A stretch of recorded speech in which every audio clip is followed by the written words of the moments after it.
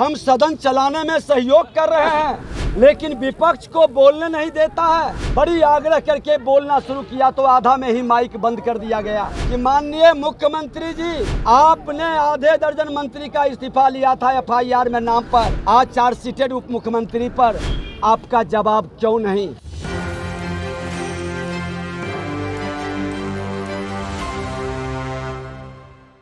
आज सदन के अंदर आपके माध्यम से पूरा बिहार और देश देख रहा है कि विपक्ष सदन चलाना चाहता है। हम सदन चलाने में सहयोग कर रहे हैं, लेकिन विपक्ष को बोलने नहीं देता है। 78 विधायकों का विपक्ष, उसको बोलने नहीं मिले, लेकिन जो छोटी छोटी पार्टी है उसको बोलने का आदेश मिले आसन से। हमारे तरफ कैमरा बंद कर दें, हमारी आवाज़ को लाइव में कम कर दें कि लोग सुन नहीं पाए। फिर भी हमने ये तमाम विषय को सह करके बड़ी आग्रह करके बोलना शुरू किया तो आधा में ही माइक बंद कर दिया गया। आज आपने देखा, हमने कहा कि माननीय मुख्यमंत्री जी, आपने आधे दर्जन मंत्री का इस्तीफा लिया था एफआईआर में नाम पर, आज चार्जशीटेड उप मुख्यमंत्री पर आपका जवाब क्यों नहीं? आज शिक्षकों के साथ जिस तरह से आपकी लाठी बरसी है, जिस तरह से धोखाधड़ी शैक्षणिक अराजकता फैल रहा है, उस पर जवाब क्यों नहीं? आज कृषि सलाहकार पर आपका उसके साथ लाठीचार्ज क्यों? हमने कहा वित्त रहित शिक्षकों का अनुदान की कटौती क्यों? आज इन तमाम विषयों पर हमने जवाब मांगा। हमने कहा कि आज प्रश्न है हमारा, अगवानी प्यून 1717 करोड़ पानी में बह गया। नल जल में तो आपने 33 से 3800 करोड़ तो बहाया ही। आज अगवानी पुल 1717 करोड़ पर सीबीआई की जांच क्यों नहीं? भ्रष्ट पदाधिकारियों पर कार्रवाई क्यों नहीं? उत्तर लिपापोती का है। हमारे माननीय सदस्यों को पूरक 3 पूछने का आदेश नहीं मिलता है और सत्ता पक्ष के सदस्यों का कई पूरक का अवसर मिलता है। समय बर्बाद करके समय पार करने का ये खेल, अगवानी पुल का क्वेश्चन नहीं आए। सत्ता से जब, आसन से जब सत्ताधारी दल के इशारे पर आसन चलेगा तो सदन की गरिमा क्या बचेगी? हमने कहा, और हमारे सदस्य जब विरोध करते हैं बिल में आकर तो आप कार्रवाई की धमकी देते हैं। अरे आपके जंगल राज से भी नहीं डरे थे। भारतीय जनता पार्टी जंगल राज की लड़ाई लड़ा था और आपने मुख्यमंत्री जी सत्ता और कुर्सी के लिए धृतराष्ट्र बन गए और जंगल राज को जनता राज बता रहे हैं। आप गुंडा राज में तब्दील कर दिया।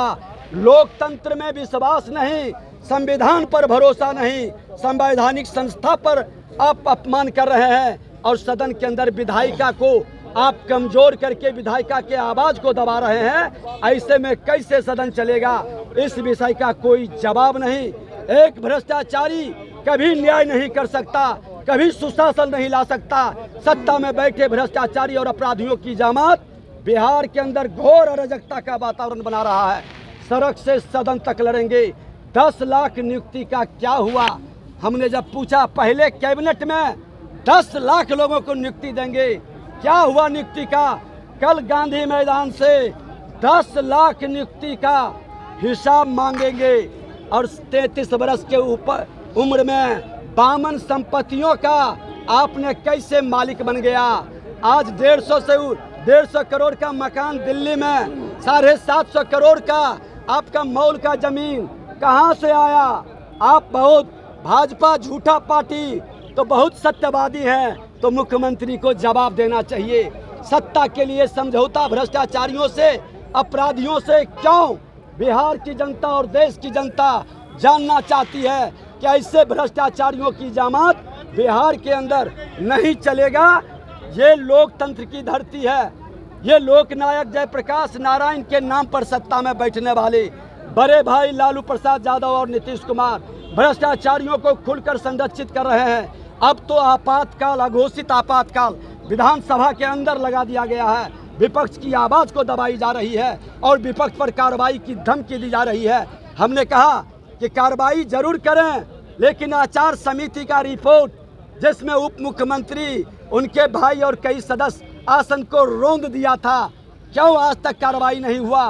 क्यों विशेषाधिकार पर आप बैठक नहीं किए? क्यों विधायकों के अपमान प्रोटोकॉल समिति पर आप बैठक नहीं किए? कोई जवाब नहीं है। जब आसन की निरपेक्षता गिरवी रखी जाए, जब आसन को दबाव में लाया जाए, तो ये आपातकाल है। और बिहार के अंदर सड़क से सदन तक आपातकाल घोषित रूप से लगा दिया। कल शिक्षकों को जहां तहां रोककर उसके नेता को अरेस्ट कर करके उसको दबाव में लाया, बेबस किया है कि तुम लोग आपस जाओ, नहीं तो तुम्हारे नेता को जेल भेजेंगे। ये आपातकाल में होता था। कांग्रेस की संगति में राजद जदयू को भी आपातकाल का पूरी गुण आ चुका है। फिर से बिहार में एक बार इस राजद, कांग्रेस और जदयू भ्रष्टाचारियों के विरुद्ध एक नया जन आंदोलन कल से शुरू होगा। भ्रष्टाचारी सरकार होश में आओ, होश में आओ।